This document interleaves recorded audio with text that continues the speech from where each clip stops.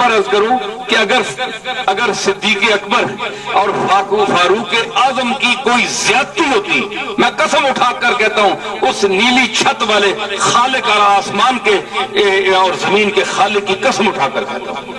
کہ اگر انہوں نے زیادتی کی ہوتی فاطمہ الزہرا یا آل محمد سے تو آج میں سنیت کو چھوڑ دیتا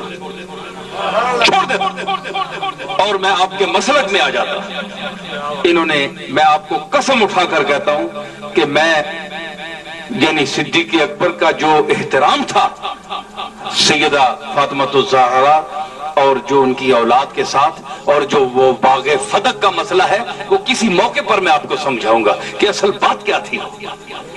یہ غلط فہمی ہمارے علماء، آپ کے علماء، تاریخ مختلف روایات سے اٹی پڑی ہے، بھری پڑی ہے، اس میں مختلف قسم کی روایتیں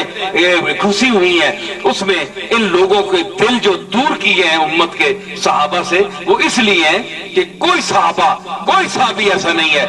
جو سیدہ زہرا اور جناب علی المرتضی اور اس کی اولاد کا غلام نہ ہو۔ فاروق اعظم جس کی اکثر گفتگو کا حصہ جب بولتا تھا تو اللہ فرماتا تھا کہ الوحی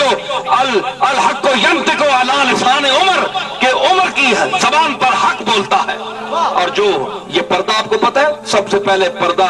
حضرت عمر نے منع کیا حضور کی ازواج مطہرات کو کہ تم پہلے بے پردہ ہو کر باہر نہ آیا کرو۔ آئے تو ترائی کہ جو عمر کہہ رہا ہے ٹھیک کہہ رہا ہے۔